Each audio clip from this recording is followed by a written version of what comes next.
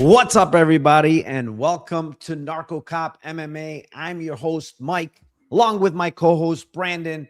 This is Dana White's Contender Series, week number 2. Week 1, we actually cooked, Brandon. We were cooking in week 1. We are back for week 2. I think it's a much better card as far as matchups is considered, as far as, there's not squash matches like first week. First week we had 2 fights where, we kind of both knew it's like, we know what the UFC is doing. They're bringing these guys in so they can look great and get an easy contract. And that's exactly what happened in under 60 seconds in each fight. So yeah, first week was great. Week number 2, I think I like this card better as far as like matchup wise. I don't know about betting wise, but yeah, we talked about that a little bit. Brandon, how are you feeling about week number 2, Dana White's Contender Series?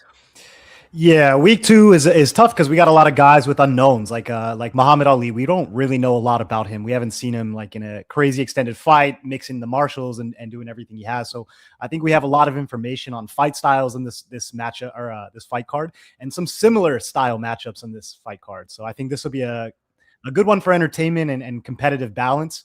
But you're right. Betting is a little more volatile on this one. Yeah, I have some actually really good info I'm going to share on this card for a couple of fighters, actually. So I have some really, really good info. I'm going to share it. And then, you guys could decide what you want to do with those fights. First the off, guy faking diabetes lost last week. So that was a huge one. That was good info right there. See? That was great info. All right, here we go. Let me go over to chat really quick. Elijah, let's effing go. Dixon, what's up? Let's get paid tomorrow. German, Discord is eating good. Absolutely. Bruja said, let's go, boys. Double flushing, 8 for president. Sujits says, watching with my premium YouTube sub, so these guys get paid. I appreciate you. AJ, what's up, fellas? Trouble says, best thumbnail in the business. Let's effing go. You know what, Brandon? I had nothing to do with that thumbnail. Yeah, you got to let them fly this year. You just got to let them happen. You know who had something to do with that thumbnail. Course. It's UFC 205. So shout out to him.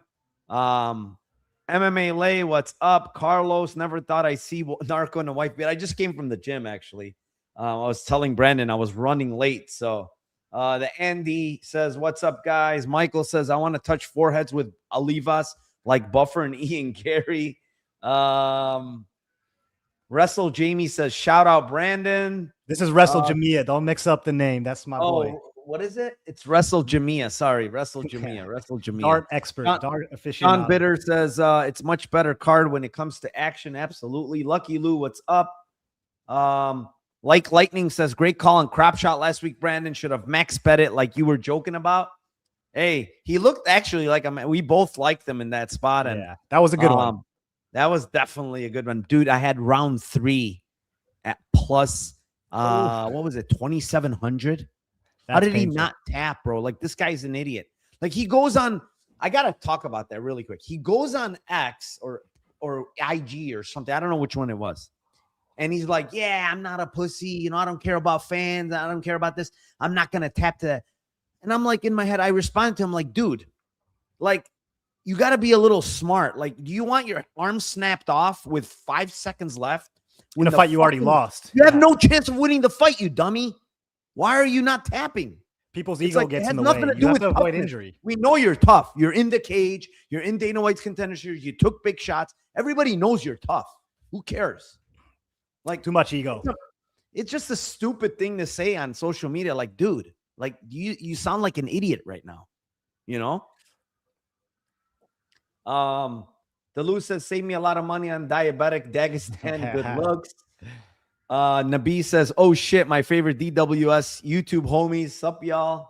Appreciate you. There he is. UFC 205 in the house. Moyes is here. Kevin Ryan. All right. Brandon, we got 148. Well, go ahead. You want to say something? We got a little housekeeping to do first because last week we had some comments that were not so great. Oh, yeah. Hold on. Yeah, I got to say that first. I got to say, because it's my channel, so I need to set some rules. All right. I was going to go in, but you go. And then you can have your say. Guys, you guys going in there in the comments, I appreciate making comments, but when it's all about bashing like my co-host here, it's just fucking idiotic, to be honest. Like, this guy is giving you his time. He's in here, giving you, whether you like him or not, it doesn't fucking matter. Like, have some respect at least. He's giving you his picks. He's literally telling you how he feels about certain fighters that he's actually seen or rolled with or whatever, right? Like, you guys are not out here putting out picks, putting yourself on the line for people to bash you or whatever. Like, have some respect. That's all I'm asking for in those comments. Some of them are like literally personal, though. That's what's killing me. It's like they have nothing to do with fights or with even the breakdown that personal. we did. Like, they hate Brandon because he says I rolled with this guy and I submitted this guy. It's like, who cares? Like, why does everything have to be personal? So I was telling Brandon, it's funny because I messaged him like, bro, these people absolutely hate you. I like, though, that they're starting to lead with model, handsome. I like this. They're getting the hang so of it. Go ahead. Now the floor is yours. Have some respect. That's all. Listen, I just wanted to say this. Like, I don't mind people talking trash or bad comments. It's been 5 years doing this. I'm past it by now. But it's like the same 3 people that just want attention so badly. So last week I said, hey, send me your number. Let's just FaceTime, because we're not threatening violence. I'm not going to go fight somebody online, but I just want to see the fat face that's saying this to me, see what your miserable life looks like. So Brian Fusco, Alan Carter, Lorena Cabrera, if you're going to shit on us for picks, I expect to see your full list each week of who you're putting before the fight start. And then if you're going to talk shit about me again, we're going to do it on FaceTime. And if you comment something negative, everyone else is going to jump on you. So it's best to just sit on the side and watch like good boys from the outside. Yeah, I mean, I don't understand, honestly, the shitting on and not only here, not only on our channel, I don't care, like every channel. Like, guys are out there giving you picks. If you don't like their picks, fine, but respectfully, like, have something of some texture to why you don't like his pick. Like, say, break it down. Tell me why you don't wrong like my about hair. This guy's wrestling, Brandon. You're way off. Like, have you watched this fight? His wrestling was terrible. Okay. Now you have context to why you disagree with him. But to just say shit on the guy, it's insane to me. Like, some of these, and they do the same shit with me sometimes. It always happens, but I just want to set a good tone for the season. And you know what I told the one guy? It's funny because I told him, I go, next time I want to see every one of your picks in here so that I can fucking blow you up with your wrong picks. We'll circle back each week. Of course, they're not going to do it. That. They're not going to do it. But yeah, we don't. Let me shout out my guy, Chris G here. Love the show, boys. Chris G from Discord. This guy is actually a very sharp boxing guy, man. He's amazing. Really sharp. I didn't know that was his channel there. Yeah, he's a really sharp boxing guy. So I appreciate you, Chris G. He messaged me too, sent me a really nice message. So very nice of him. And I'm glad I'm helping him, and he's helping everybody else in there. Absolute top lad. I love Chris. Yeah, very, very good guy. All right. What else we got here? I love Olivas. Brandon, don't pour it on now. Don't pour it on now. Here it is. Brandon, your hair this week doesn't look like it's fighting for its life. See? I fixed it. Now I'm handsome as hell again. We're back. What else? Oh, yeah. Brandon, I got to say this. Let's effing go. Last short cleaned up. 1-0 Narco, baby. You got the guns out today, too. You got the guns out. Sun's out and the guns out. 1-0 Narco. Yes, I'm very proud of that pick. Yes, it was a lock, guys. It was an absolute lock. Easy money. Easy money. Brandon on the wrong side. Narco won. I had to back my Mexican. It's my own bias, my own pride. Yes. I will say that after the fight, I said it. I thought your guy won. Escaraga won. But I wouldn't go as far as calling it a robbery, honestly. I rewatched it. I mean, I didn't watch it live, but I watched it back. It's like round 2 was kind of close, man. They did screw up Escaraga with that knee, which probably would have easily won him the round then, But what else do we got here? Top fella says Chris G. Man, there's a lot of comments. They really they bounced back hard. This makes me as equally as uncomfortable. So let's go back to the hate. Everybody's going hard right now. MMA Locker Room says best thumbnail for DWS hands down. I like the one where you had me as an illegal immigrant last year. That was that's all fucking UFC 205. I have nothing to do with this. All right. Let's start out here because this is a good card, honestly. Very, very good card. It's the first fight of the night and an extremely good fight, high-level fight. It's the 7-0 Tanner Trembley versus the 5-1 Roman Puga. Puga minus 170, Trembley plus 149. I'm glad you're going first here because I have a lot to say about this fight. It's a very, very good fight in my opinion. And I kind of feel like I know where you're going to go with this, but let's see. Let's see if my intuition I don't think is you're right. going to, you know where I'm going to go with this because I don't really know where I'm going to go with this one. I want to start out with, I think these two guys are phenomenally, how do I say this? They're phenomenal talents, both of them. I think Tanner Trembley's grappling is very, very good. And I think his boxing is actually very good too. The way he feints, his footwork, his movement in and out. He's a crisp boxer. He's got nice straight punches. I love everything about Tanner Trembley. If he wasn't fighting Roman Puga, the thing that I like about Puga, like, I'm thinking, all right, he's a little smaller. I think Trembley's, he's got the grappling edge, but he makes the right decisions. He does a lot of good things, but his boxing pressure and the way that he's filling shots, 2 or 3, 4 shots in the time that Trembley's going to be throwing 1, I think is going to be a huge difference. And he's another guy that's very confident in his forward pressure. He trains at CMMA. I love this CMMA gym. If you guys have heard me talking for the last few years, because it was this time last year, I actually went out there to go train. I think Chad George is a phenomenal coach. They are putting in like the best game plans, and Puga is no different. I love Trembley. I think he's a phenomenal guy. Hopefully he gets another shot on Contender Series. But I think that Puga's pressure is super, super hard to deal with. So I like Puga. I kind of think Puga is going to catch him because his hands are fast. He puts a lot of stuff together and he knows when to put a stamp on it. And I think he's going to catch Trembley in between the punches. So I like Puga in this one, but great fight. Man, first of all, before I go on to my breakdown, can you tell us who you submitted over there at CMMA? Yeah, actually, it was no, I got my ass whooped. Victor Henry came over and beat my ass. No, but seriously, this is a very good fight. I pre-tape because I didn't remember Roman Puga too much. I did watch 2 of his fights like live, so but I just didn't remember the name. It didn't click, and I'm like, why is Tanner Trembley a dog? Like to this guy, because I know Tanner Trembley quite well. Like I've seen almost all of his LFA fights, right? So I'm like, I actually bet against the Marine dude. And the Marine dude actually looked good early until he gassed. And I think that guy was Kyle Zimick. He kind of like he gassed early, but he had his back, he had him down, he had some good spots on Tanner Trembley early, but he kind of gassed quick and Tanner got him. Anyways, it's a really good fight because, pre-tape, I'm like, all right, Tanner Trembley should roll. Like, he's just good everywhere, right? Good. He has a wrestling background. He doesn't use it a lot, but I think he can when he wants to. He's very good in the clinch. He has nasty knees in the clinch. His scrambles are really good. I mean, I know people will, Shaheen Santana, like whatever, like he's not the best, whatever. But like, it's still a really good win, honestly. I mean, he beat Isaac Thompson. That guy can grapple. He's sticky. He's a tough body. Yeah, and it's like even a couple of these other guys, people haven't really heard of him. Like Cole, that Cole guy. I don't think he's terrible. He just beat Cole Alexanen or whatever his name is.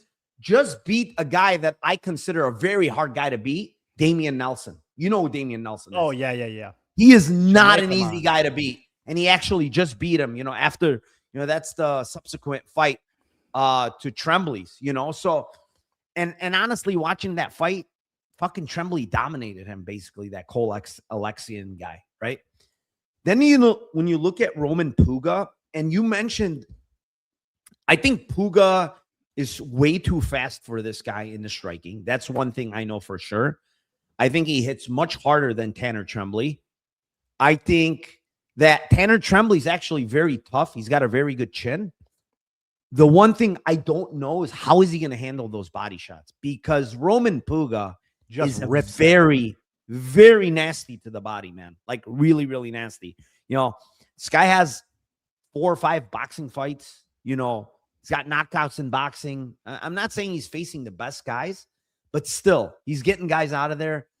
The one thing I will say is, like, when you look at these two guys, I do think that Trembley has faced a much better level of opposition. Last fight, a little concerning for Puga, where he got his back taken with the body triangle with Hamza Trad. I will say that guy's record Trad, if you look, he's got a lot of Emmy fights. It is a little bit deceiving, his record. He was talented. He's a lot better than what his record showed. He's a lot better than his record indicates. Exactly. People are going to look and say, oh, he's only 3-2. But trust me, that guy has a ton of amateur. He beat, you know who actually beat, Brandon? He beat Shane Collins in the amateurs. You know Shane Collins in the UFC. Yeah, that's a great win. Yeah. That's a great win. And so we have to put some respect on that win for Roman Puga. It's not like it was a bad win. I'm going to say this too. Puga's training room is absolutely ridiculous. All the guys that he has in there, Chris Padilla, Victor Henry, he's got a lot of guys on the local scene too who are phenomenal grapplers, phenomenal boxers. That CMMA room is something serious right now. And he's got a lot. Here's what I'll say. Athleticism, my favorite Puga. Obviously the striking, I favor Puga. I do think that Tanner has a little bit more weapons as far as like the clinch game, the calf kicks, like you mentioned, because Puga is a boxer at the end of the day. He is very lead leg heavy. And he fights in that close distance. Very close. And Tanner is going to be able to kick the calf. Whether he uses that, I don't know. The other thing I don't like with Puga is his takedown defense is very suspect to me. And if Tanner, the only thing that I saw was him jumping for that triangle choke, which was a very beautiful transition, but that's not something that gives you faith in him. But there was a fight where he was actually getting taken down. I think it was the fight he lost to Fuhrer. He was easily getting taken down in Bellator, man. Very, very easy takedowns. I mean, he was working off his back and throwing subs, and he does that a lot. And I don't like that because I think Tanner's a good grappler. I don't think he's going to sub Tanner, off bottom. He's throwing arm bars, triangles, all types of shit off his back. Dude, just work to get up. Yeah, But he does. So he kind of does a smart thing though. And I think with the gym and with the coaching, I think it's going to start changing him. What Santino would always say is like, you go for 1 or 2 submissions off your back. And then if those don't work, all right, now let's work to get up. And it seemed like he did that. Like a couple, let's attempt. All right, now we're up and out. Yeah. I mean, his loss is like weird because he was probably going to lose anyway because he was on bottom for a lot. But it was like a weird cut, like right on his eyelid, like a really, like almost hanging. His eyelid was hanging. They had to stop the fight, But he's nasty. He's got great cardio. He's only 29 still. And he's got, he's been fighting for a long time. And look at his amateur career. 2014 he started. I mean, that's a fucking long time. He was like, what, 2014? That's like, what, 17? Jesus Christ. He was young. So, yeah, I mean, I'm with you. I kind of lean Roman Puga, man, because of the power difference here. I think it's big, but the number's big for how close this fight, Yeah, if you tell me one thing I wouldn't be shocked about is Tanner Trembley like having grappling success in this fight. I wouldn't be shocked. Because but one thing you have to consider, okay, and I just read this comment. I'll take the guy who prefers ground and clinch over boxing, but you have to also remember this is Contender Series, and these guys are told early on, don't go in there to grapple. It's not just, hey, we're going to go win a fight, Charles Oliveira versus Holloway. They're encouraging you, show what you got, be on the feet. So you're going to take a lot more risks on Contender. That's just the inherent part of the game. Yeah. I mean, I agree. You know what else is impressive about Tanner Trembley is last fight, he's supposed to fight a guy at 45, right? They tell him, I think the day of, the guy can't make the fight or whatever, or day before, sorry. The guy can't make you want to fight this other guy at 160, like a whole 15 pounds up. He's like, yeah, fuck it. I'm going to fight him. I heard the interview. He's like, yeah, I'll fight him. And he goes in there and just fucking runs through this Corey Taylor guy. I mean, the guy's down to fight, and both these guys talented, man. He's so good. He's good. Both these guys are great. It's going to be a really good fight. At the end of the day, I'm going to go with the winner in Roman Puga. Am I going to bet it? I don't know, man. I don't know if I can bet this fight, honestly. I don't know a way to bet the fight because I don't really see a specific outcome happening here. Yeah, I don't either. Honestly, it's a very, very tough fight. I've heard a lot of people are on Roman Puga. I think they're kind of discrediting Tanner Trembley a little too much. So we'll see, man. This is the best fighter both guys have fought, I would say. Yeah. Tanner Trembley, best guy he's probably fought. Roman Puga, best guy by far he's fought is Tanner Trembley. So, we're going to both go with Puga here. No bet for me right now. Eric, man, thank you. I appreciate you. He says the bare knuckle kings. If you're not in accord, You're missing out. I appreciate you, my man.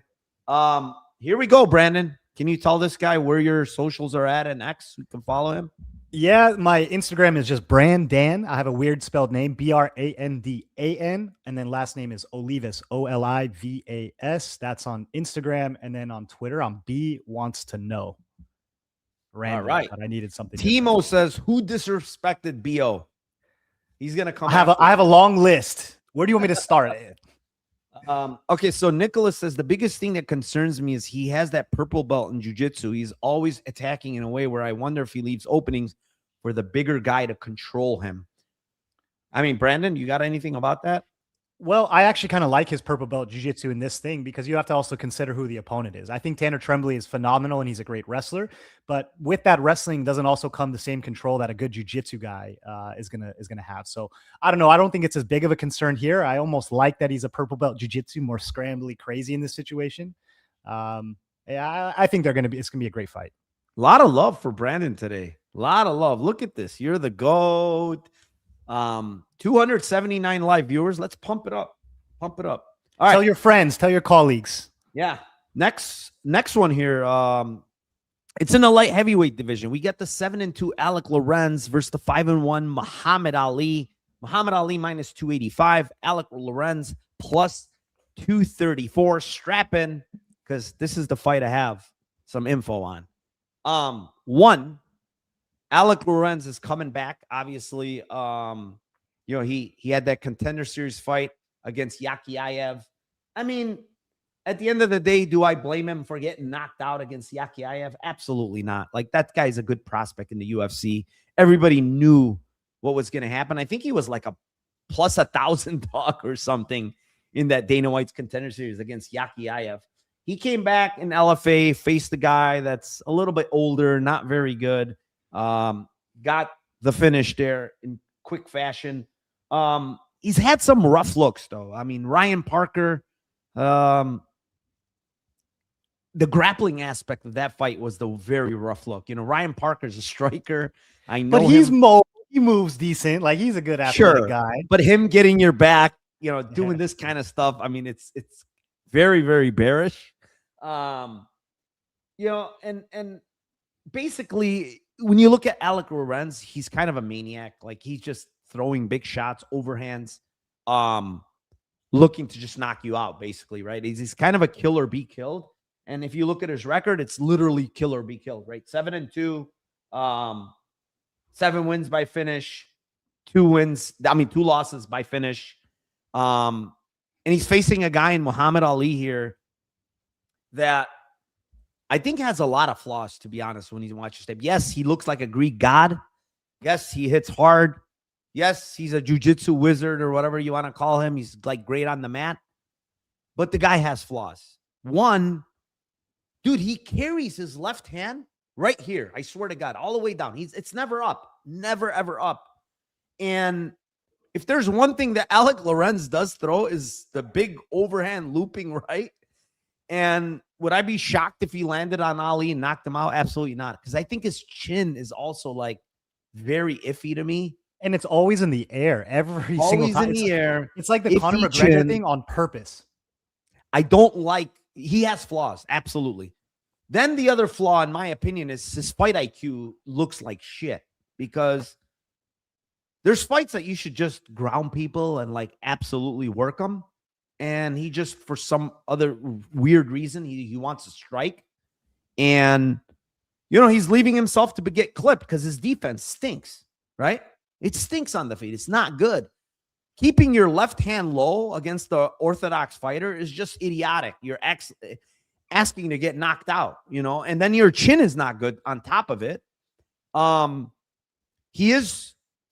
other thing is like he has his own gym, one-way martial arts. He opened it up in 2024. He trains there. He's no longer like with Lloyd Irvin. He just has his own gym. Remember Janze Silva or whatever? He made an appearance on Dana White's Contender Series a while back in some LFA fights. He's like his coach, basically. He's his striking coach, Janze Silva. I mean, he's a good striker, but that's who's coach is. Okay, here's the information here. If you go on Alec Lorenz's IG, he recently popped up with a sleeve on his knee, right? And apparently, I've heard through the grapevine that knee is not doing too well. He might come in a little bit compromised, coming into this fight. Oh boy. What's about to happen? And the other thing is, here's the other information that's really, really good, because I know not a lot of people got this info on Muhammad Ali. Muhammad Ali did an interview that I found. It's all in Portuguese. And they were asking him, about this fight in general. And he said, oh, man, Dana White's Contender Series is the worst thing to fight at. I hate fighting there. It's absolutely terrifying. He's like, I have to fight in front of Dana White. It's a lot of pressure. I don't like it. He mentioned that how he just had a very, very unpleasant time the first time. And when he got knocked out, the UFC told him, they immediately told him, he says, go get 3 wins and we're going to call you back. He went and got 1 win and immediately got called back. And he asked the guy, wait, I thought you told me I need to get 3 wins. He said, no. The UFC likes you enough that they want you back, right? But the very important part of that interview, Brandon, is he said, because she asked him, she goes, it's all about knockouts and you need to look good. You know what he fucking said? He said, you know what? I'm going to go in there and I'm not going in there to impress nobody. I am working on my grappling.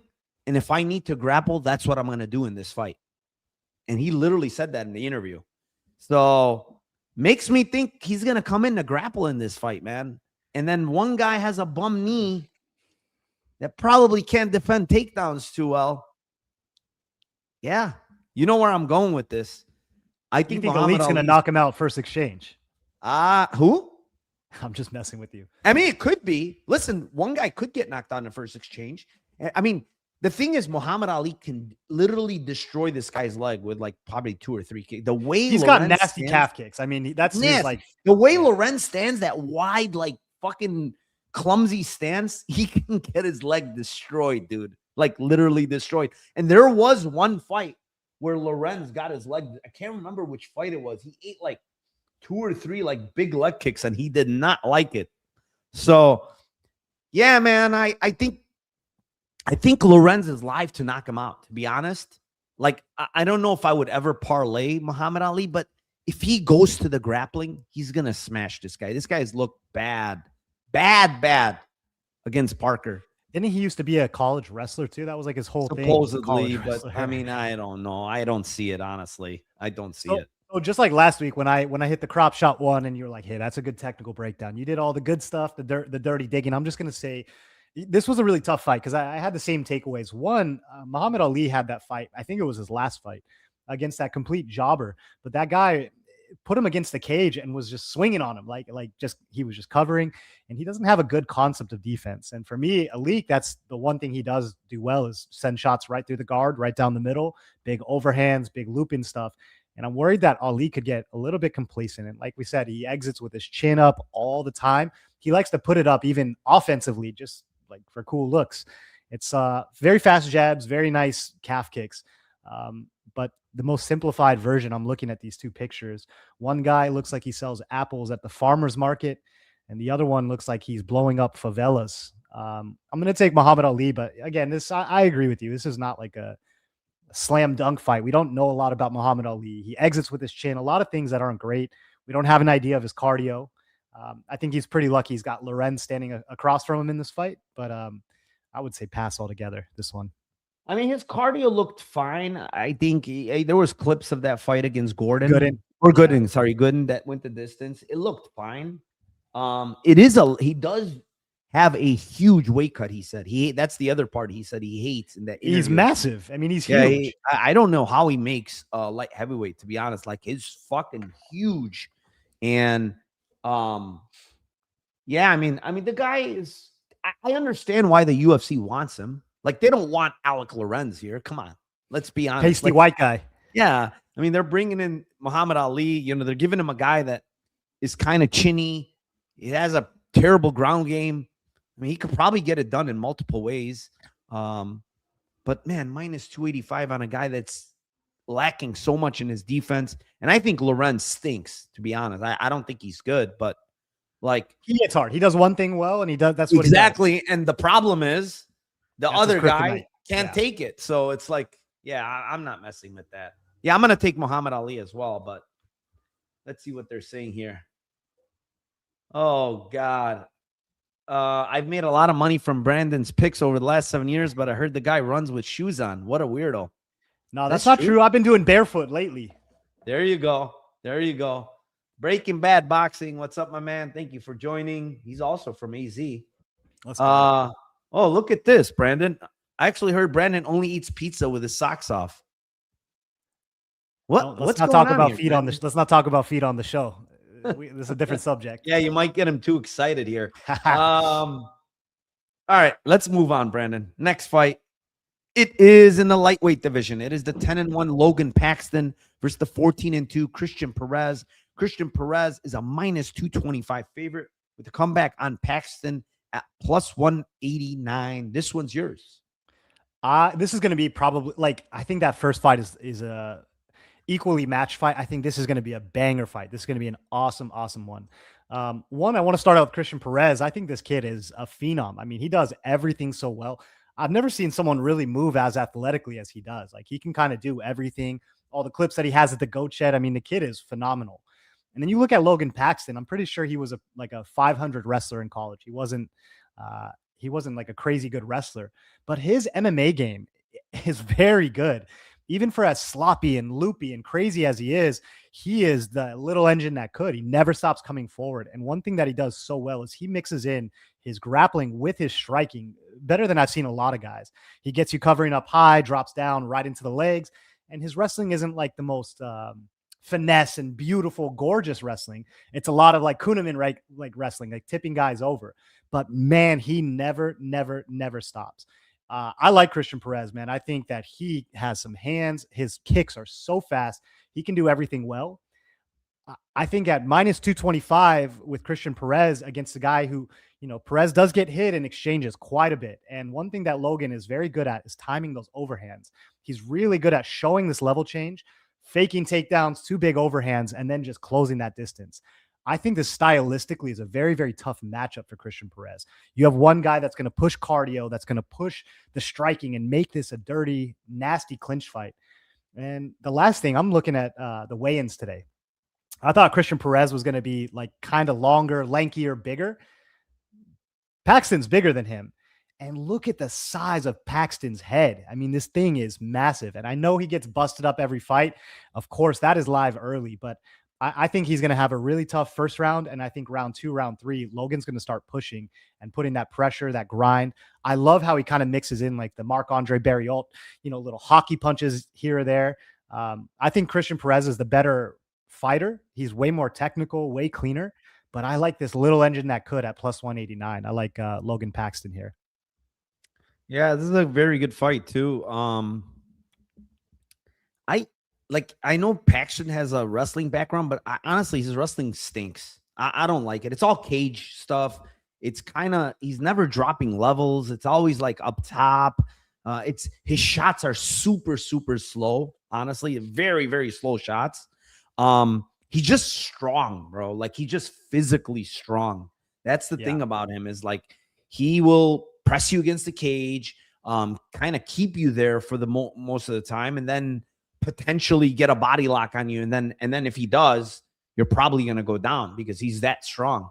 The thing that I don't like about Logan Paxton, honestly, is the level of comp is just fucking awful, man. It's a lot of Alaska stuff. If you look at these, outside of the last couple APFCs, like this Solid as a Rock is Alaska. This MPX is Alaska. He had the fight with Jacoby, though. That was a good fight. Jacoby, he should have won that fight. He should have won that fight. It was a good fight. It was a back and forth. But the one thing with Jacoby that always, rears his head is he gasses out pretty bad, man.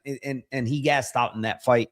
I mean, he had Paxton hurt in that fight. And he got into these wrestling exchanges. He's trying to, they're trying to wrestle back and forth. And I think he got himself tired, honestly. At the end of if you watch round 3, there was like a little hammer fist to the back of the head. They stood him One up. thing I wanted to say about this, though, and what your take is on this, I haven't seen many people actually try to take Christian Perez down. He's always the one initiating grappling. No one's pressing. I'll give you info on that. I have seen it. The Jacoby Jones fight, obviously, it was a close fight, honestly, at the end of the day. I'm talking Christian Perez. Yeah. I'll tell you about that. I'll tell you about who.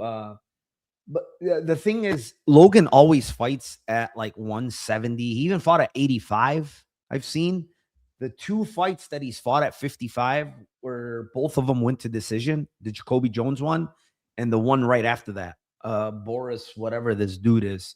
That's the only times he's fought at 55. I'm assuming the weight cut is kind of tough for this guy. This guy actually wrestled at heavyweight, I was told, in college. He was a big guy, yeah. Yeah. So, the opposition kind of worries me. I mean, some of these guys are absolute cans he's fighting. His striking defense worries me. Kind of head right there. He takes everything, yeah. And he takes everything. But, I mean, he's not fighting Christian Perez's, though. That's the thing. Like, I think Perez hits hard, man. He's putting guys to sleep in some of these fights. He's going to be way faster, way more athletic. And, you mentioned the wrestling, Christian Perez. Yeah, I mean, go watch the Enrique Gonzalez fight, Baby Bull. But listen, I want to tell people this. That guy's a really, really good fighter. Don't sleep on that guy just because he beat. It was, and by the way, Christian Perez hurt him very bad in round 1. Had him busted up. Baby Bull's a very, very good fighter. Like, he stopped fighting. I think he retired. But that guy is not a slouch. He can wrestle. He can strike. He's tough as shit. He's one of those guys, and he has excellent cardio. So he kind of wrestled. He just basically wrestled Christian Perez for the rounds 2 and 3. And then there's one other fight where he was kind of getting taken down. I want to say it was it actually wasn't getting taken. He got reversed a couple times. That's the one thing about Christian Perez that's bad, is he attacks. He's like so in a hurry to attack subs. He's losing position. He's greedy. So much. It's a greedy grappler. Greedy grappler. The greatest fight, the Sebastian or whatever, Seba Santana Guidas, he lost position a couple of times. Just recently there was another fight. I think it was which one was it? I can't remember. Alvarez fight. Not recent. The Alvarez fight. He lost position there a couple of times going for some. And he's doing this a lot. Manuel Sosa, same thing. He's attacking subs. Actually, this is one other fight I wanted to talk about, was the Alvarez fight, because Alvarez is he's like big and long and rangy. He had a lot of success in that fight. And I was just looking at the difference between him and Logan Paxton. Paxton, when he backs Christian Perez up, is actually going to fill that space with punches. Alvarez did a great job. He just stood in front of him and never actually threw anything. And then when he did, he had a lot of success. I think the pressure is just I think Christian Perez is a phenomenal fighter when he's really getting to lead the dance. And he's a way better fighter. But like I said, just that pressure of Paxton, I don't know. Actually, that's the other guy. Alvarez has a deceptive record. He's actually a pretty good damn fighter. I think he's solid, yeah. He's actually has his wrestling background, I heard. He had a wrestling background. He's like a brown belt in jiu-jitsu. And he was actually pretty good striker from what I've seen. Like, he wasn't a bad striker. Good long punches. Very, very durable. Never been finished up until Christian Perez put his lights out. That's the fight he put his lights out with a big right hand right down the pipe in round 3.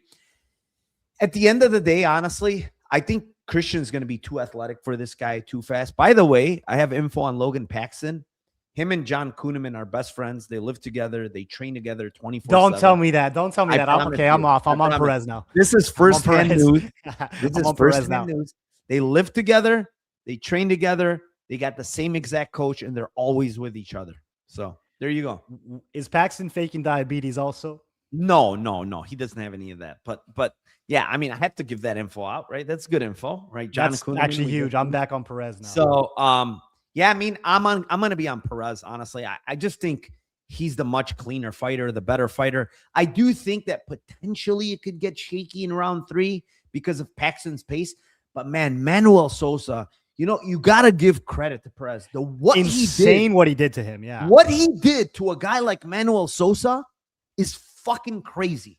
Nobody did that to him. Even the fight in Colgan fight, Colgan couldn't do what Christian Perez did. His takedowns are insane, Christian Perez. The way he drives through it is insane. And he's pretty strong. If you can hold down Manuel Sosa, you have to be pretty strong, man. And yeah, he gassed out. But Logan Paxton is not going to hit hard as like Manuel Sosa. Logan Paxton doesn't have the boxing Sosa does. Like, I'm not worried about that. He does swing hard. He does have power, but it's not Manuel Sosa power, man. I think this fight is best played live. Like you could start Christian Perez early, but if you're going to get in on Paxton, don't do it round one. I think Christian Perez is going to tune him up early, honestly. He's going to mess him up. And this would have to be a nice live play or pass. I like Christian Perez. I don't know if I'm going to bet it. Maybe in some kind of parlay, I might. I really like him. I think this guy's going to be, and he's going to be improving, dude, more and more. That last fight, I had to rewind it a couple times to see if it was like normal speed. I've never seen someone leg kick, knock out someone like that fast. Yeah, I mean, he's got That's the other thing, too. I didn't even mention it. Logan Paxton's very, very heavy on his legs, man. I do think Christian Perez can blast him with some calf kicks. But I was joking before, but I think I actually do need to switch to Christian Perez. This is one I was so on the fence about, but Perez is just so much better. Damn it. I could have went 2-0. Yeah, no, I'm going to stick on Perez. I'll go back to Perez. Shout out to Raheem, my boy, $9.99 dono. I appreciate you, Raheem. He's also in the Discord. He's been crushing it. Yeah, I mean, this is a good fight. Listen, do I see a world where Paxton maybe late can like just break Perez? Because I've seen him break. It's a linear fight. I mean, one guy is going to press forward and push the action, and the other guy is pretty. He's going to walk in. He's going to walk into a lot of shots, though, Paxton. He's going to have to go through hell. Yeah. He breaks his nose every fight. That's the other issue, too, is just the damage. Yeah. All right, let's move on. Next fight. It is in the middleweight division. It is the 9-3 Trent Miller versus the 6-1 Douglas Rodrigues. Rodrigues minus 330. Miller plus 267. I'm going to go here. Rodrigues looks like he has a lot of power in his hands, like nasty power. I watched a lot of his boxing fights. He has a lot of boxing fights on his IG. And it looks like they're wearing the bigger gloves, like 16 ounces, and he's fucking putting guys out cold in boxing. And I'm like, holy shit, this guy has a shit ton of power. And then you watch him sparring guys in his gym, the Astra fight team there. And he's dropping dudes in sparring. I'm like, what the hell is going on? This guy has average Brazilian. Touch. Yeah, he's got the death touch. But man, I mean, he loves his fucking calf kicks. He loves his high kicks. He loves his body kicks. But he's so low volume, man. He just doesn't throw his hands enough. I think he doesn't trust his hands, honestly, in MMA too much. Like, he's always on the back foot. That's the other thing I hate. Like, he's constantly on the back foot, looking to counter. His gas tank is super, super suspect, honestly. Watching some of these fights, like, he's getting taken down. His takedown defense looks okay, honestly. He's got crazy hips. It doesn't look bad. It doesn't look bad, I will say. But the times he gets taken down, he's kind of on his back, closing guard.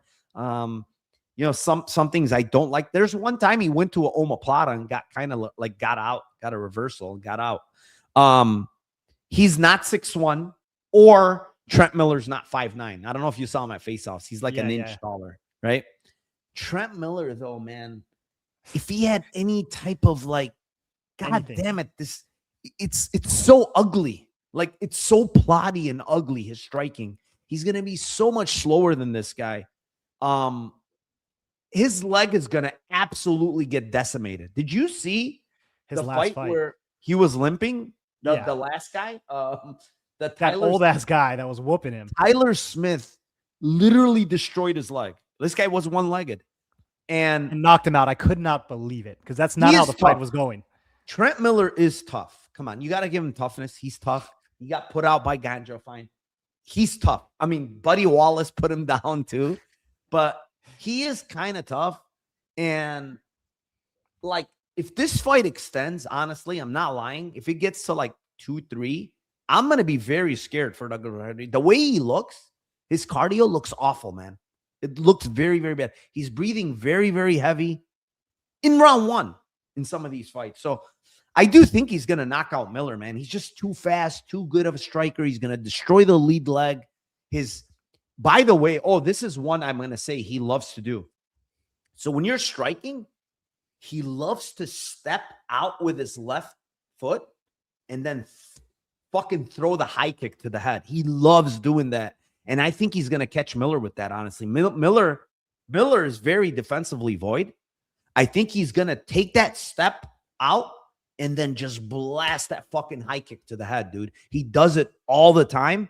And I think he's going to do it to Miller, honestly. He must have seen it because Miller is not very good defending those kicks, especially the high kicks. I think he's going to go low, fuck up that calf early, and then he's going to step out and throw the high kick and just put this guy to sleep, honestly, with it. So I think he's going to knock him out, but I'm not laying 330 with this guy, honestly. Even though Miller's so bad, how about if Miller wrestles? Like, his wrestling stinks, but his wrestling is not good, but he might tire. The one last thing before he gets held on the cage way fucking too much, man. This Douglas Rodrigues, he just sits there.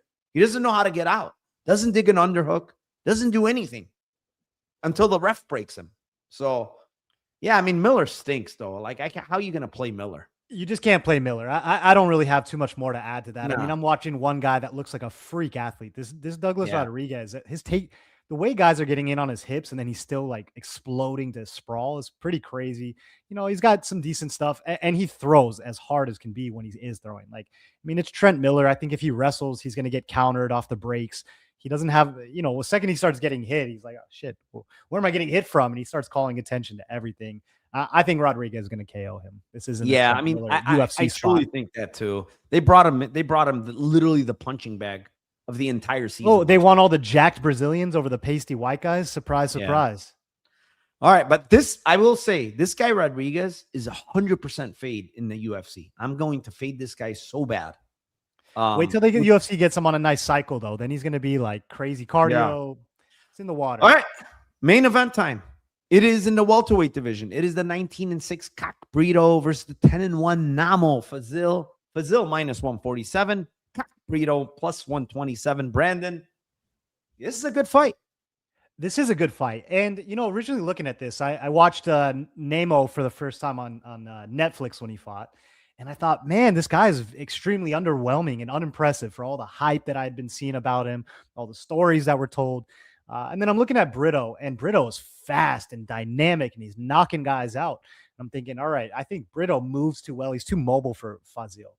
But the issue with Brito is he needs a really, really specific type of fight. He's sniping you from the outside. He's catching guys as they're coming in. He needs a really close fight.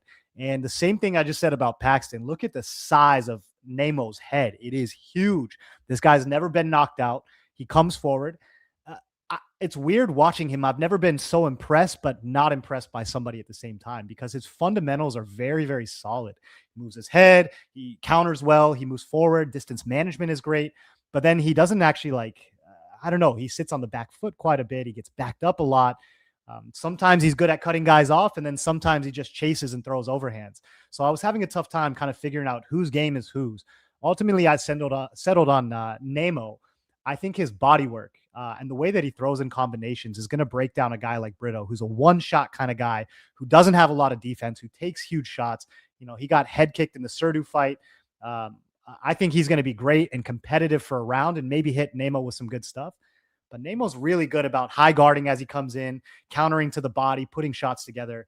I don't love this because I think Nemo's got a lot of flaws in his game. His cardio, for one, especially in the karate combat fight, he slowed down in a pure striking fight in shorter rounds, 3-minute rounds.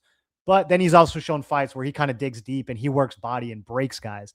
I think he's one of those dudes that says, I'm going to drag you into deep water. One of us is going to drown. Let's see who it is, you or me. I like Fazil. I think that body work's going to get to him, and I think he's going to end up knocking out Brito. Yeah, man. I thought I was going to play, actually. I thought we were going to be on opposite sides here. I thought I was going to play Brito. But, man, I'm impressed with Fazil, honestly. I mean, yeah, he does all the talking and all the bullshit that he does, but this guy's push through is amazing, man. He's got his mind. I'll tell you where his best part of his game is his mind, man.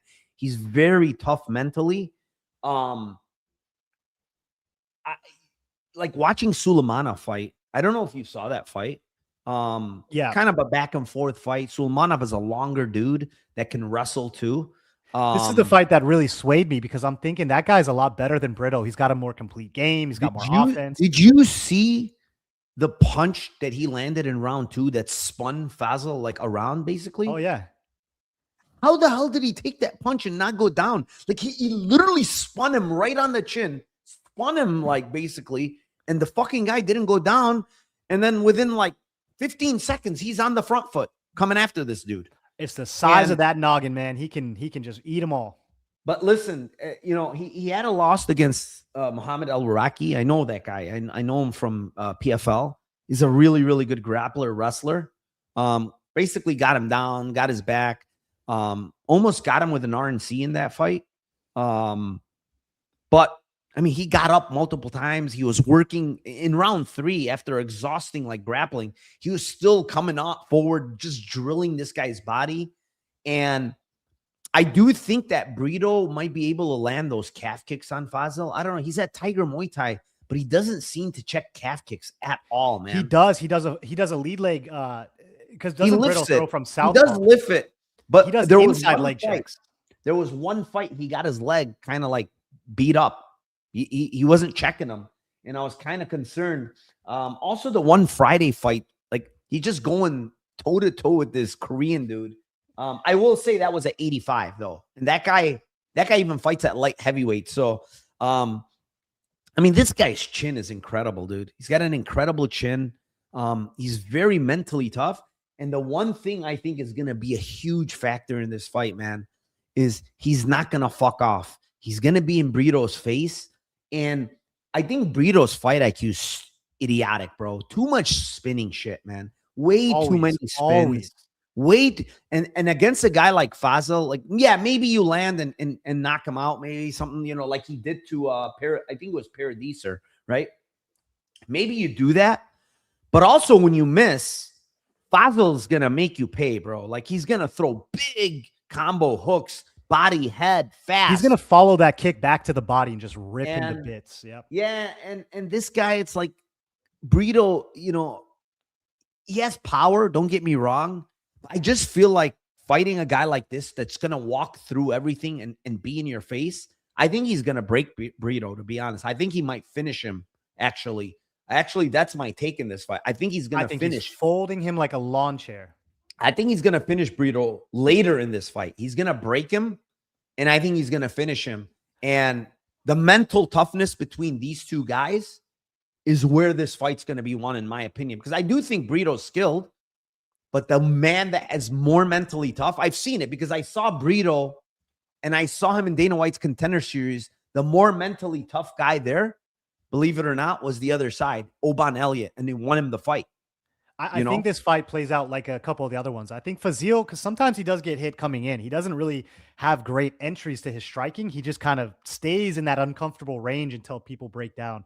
I think the first round with Brito's footwork might be tough, and he's going to throw a lot of leg kicks and big dynamic strikes. But then I think you're right. Over time, as he starts to cut the cage, as he drops the body work, he's going to start to break him down. And the thing is, Brito doesn't really react well to punches either. I mean, he's like shot from a cannon every time he gets touched. So I think Fazil is going to fold him. I just think he's too wild too, man. It's not good to be wild because Fazil is a good striker. Like he's not very wild. Like he's throwing combos. You know what I'm saying? It's like Brito's throwing one huge fucking straight right hand into a head kick, or a spinning back fist or something. Shout out to Dissection. Have a great week, both of you. God bless. 27-9. We're getting donos left, right, and center. Appreciate you guys. Thank you so much. Appreciate you guys. They are loving Brandon here today. So I appreciate you guys very, very much. Thank you for the donos. I think that's it, Brandon. We're both on Fazil. No really dissenting stuff here on this card at all. Like I think you went with Paxton at first, but then you kind of went with Perez. And, I got to switch. I was so on the fence and talking through it. I'm like, man, I don't know. I thought I was going to fade Fazil, to be honest. I really did think I was going to fade this dude. But then I watched tape and I'm like, man, this dude is this guy is right up the UFC's alley. A big mouth that will fight to death. Basically, that's how he fights. He fights to the death. And if you see the one thing I am concerned a little bit about, and I don't think Brito's like some great grappler, but against Perez, I don't know if you watched that fight. He was grappling a ton and I was surprised with the success he had against Perez. He got him down. He got his back, body triangle. I am a little, because he has those long arms and long legs.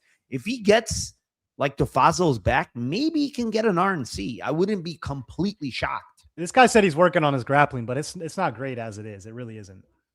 You mean who? Fazil. Yeah, his grappling is not very good. No, absolutely not. He's not. Hey, Isaac Dalgarian's asking for some Lambos in here. But we have no props. There's 0 props on this yet. No props out at all. No over-unders. We cooked them so bad last week that they didn't even give them out yet. So I won, I don't know, 4 units last week, and I think you had a winning card as well, right? Oh, I crushed it, but yeah, it was live bets. I didn't play a lot last week. But we got bare knuckle this week. And bare knuckle this week. Yeah. I mean, link for the Discord is down below. If you guys join, appreciate my co-host here, Brandon. We've been, I think we've been giving people quite a bit of info, picks, entertainment, right? Another great week. We got 8 more of these bad boys. Yeah, we got 8 more. Brandon's traveling in a couple of weeks, so he's going to be doing it from Austria. I'm going to be in Austria. I cannot wait. He's going to be probably in the mountains somewhere, like with his phone or whatever, or iPad or whatever, doing a Dana White's Contender Series week number 5 from the mountains in Austria. I'm going to call in from Oktoberfest this year. I'm going to go hit it up in Germany, so I'll call in. Drunk as hell. My brother Joel is here. This guy goes 120 miles per hour on the expressway just to make the Lambo show. Just so you guys know. And he has never gotten pulled over. All right, Brandon. Let the people know where they can find you. All that stuff, whatever you want to say. Yes, sir. Instagram, super easy. It's Brandon Olivas, just first name, last name. And on Twitter, it's B Wants to Know. I don't post anything cool, but yeah, go follow and stick along for the journey. By the way, Piazza says I'm mogging you with the tank. No, he's not. Look at this. I didn't show this yet, but look, shit. I got the Outcast tee. Come on. I'm gonna go like the Simpson one right into the bushes.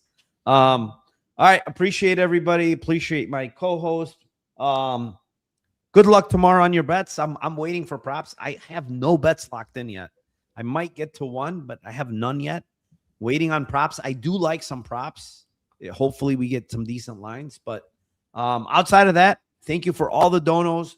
Thank you to everybody in here. Please leave comments, like, subscribe. Please be nice to Brandon in the comments as well. I appreciate you all. Thank you very, very much. And let's cash those tickets for Dana White's Contender Series Week 2.